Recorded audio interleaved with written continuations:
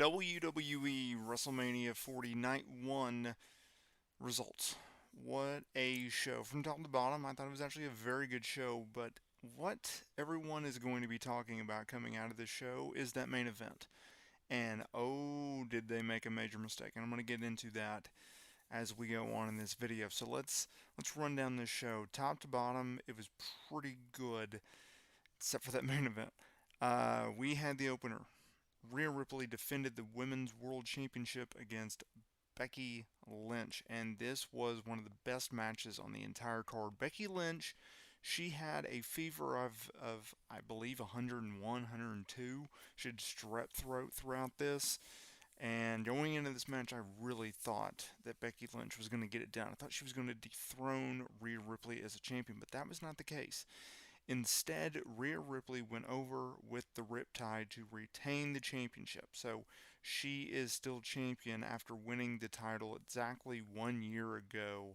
I think she's up to 366, 367 days as champion. And that'll be interesting to see where they go coming out of this show. The undisputed WWE Tag Team Championships are no longer, because the champions heading into the bout, Finn Balor and Damian Priest, they took on DIY of Johnny Gargano and Tommaso Ciampa, who did a D-Generation X entrance themed tribute, which was pretty cool. You had Awesome Truth, you had The New Day, you had Grayson Waller and Austin Theory, and you had Pete Dunne and Tyler Bate in a 6-pack ladder match. It was insane. You knew it was going to be insane. They did table spots. They did ladder spots. At one point, it was Theory who went through a ladder. He got power bombed from the ring through a ladder. Ciampa hit a hair raid on Bate off of a ladder. There was outside interference by JD Madonna, who was then later sent through a table from the ring outside. But in the end, what happened was they split up the championships. So coming out of the show, you won't have the undisputed WWE Tag Team Champions no more. You will have a Raw Tag Team Champions and you have a SmackDown Tag Team Champions. Something that we have not had since, what was it, April, May of 2022, when Randy Orton and Matt Riddle dropped the Raw Tag Team titles to then SmackDown Tag Team Champions, the Usos. So we have that. So you have Austin Theory and Grayson Waller as the SmackDown Tag Team Champions, and then you have Awesome Truth as your Raw Tag Team Champions. So that is that. A match that was just kind of on the card. Rey Mysterio and Andrade, they went over Santos Escobar and Dominic Mysterio, Lane Johnson, Jason Kelsey of the Philadelphia Eagles. They got involved and helped out the babyfaces in going over. The biggest disappointment outside of the main event of this entire show was Jey Uso versus Jimmy Uso. This match sucked. It had heat, but they just did not have good chemistry, and it just tore down the match. Jey Uso went over with a spear and a splash. One of the better matches on the show, and they really didn't do much, but they made Jade Cargill into an even bigger star, so I look forward to ranting about that. Jade Cargill, Bianca Belair, and Naomi, they went over Damage Control's Asuka, Kairi Sane, and Dakota Kai. Then the co-main event of the evening, after Jade went over with her finisher on Kai for the win, it was Sami Zayn ending Gunther's historic Intercontinental title reign. It had the most heat of any match on the show. It had the most, honestly, it was the best worked match outside of the opener. But for the men, it was the best worked match. Sami Zayn, he won with the Helluva Kick. He ended Gunther's iconic reign, and I'm very, very curious to see where Gunther goes from here, but you knew going into the match that Sami was going to win it. They did a backstage segment with his wife and kid. His wife was at ringside. He did this brief thing with Kevin Owens. It's like you knew it was coming, right? So that was very cool. And main event time. The Rock and Roman Reigns, they went over Cody Rhodes and World Heavyweight Champion Seth Rollins in the main event. This match, I don't have an official time, but I'm assuming it went an hour. I know at one point it was up to 41 minutes. With entrances, it was easily over an hour. This first 20 minutes, maybe 30 minutes, I would say at least 20 minutes, absolutely sucked. If you ever wondered whether or not Attitude Era matches live up to the nostalgia in which our memory kind of creates, it does not. This match sucked in the first 20 minutes.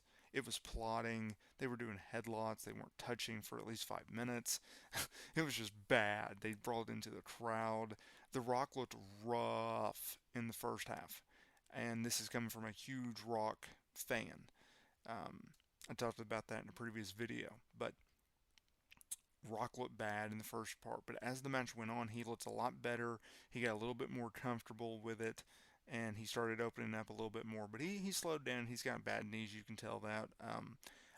I wish I could remember who said this on Twitter, so my apologies. But someone said it looked like all four guys was working not to get injured. All right, you have Rock, who's an older guy. You have Seth Rollins, he's going to defend the world title against Drew McIntyre on night 2. You have Roman and Cody for night 2, obviously. That's what it looked like. There was outside interference from The Rock using weight belts and low blows and everything like that. There was one point where Cody sent Rock through the announce table with the rock bottom. Roman speared Seth through the barricade. So that was that. But in the end, Cody hit several crossroads.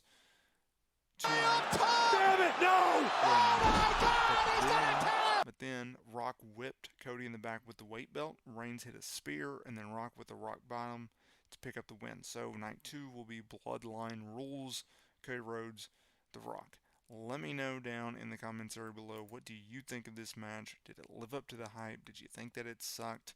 What did you think of that main event? Let me know down in the comments area below. And I also wanted to notice this. The Rock, he had, hands down, the best entrance, and I haven't seen in quite some time, okay?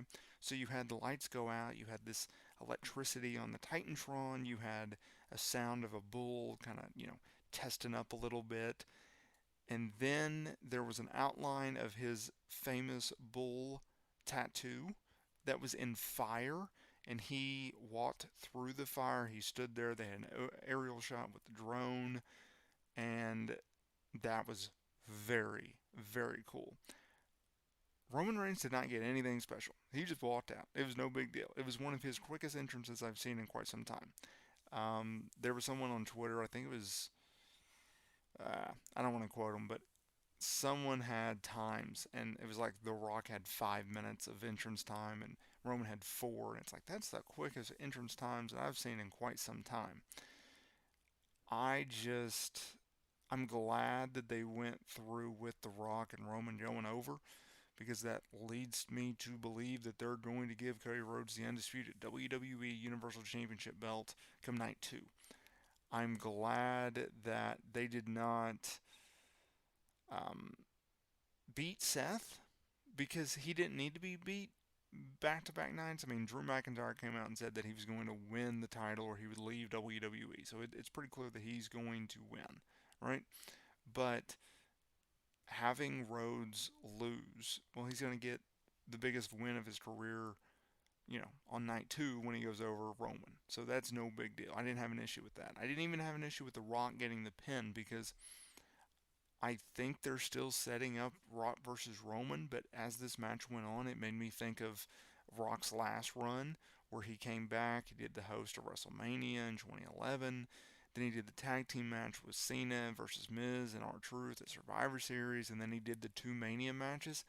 I don't know why, but with him being back on the board of directors, him having a blast in this last run, I think we get Rock in at least one more match.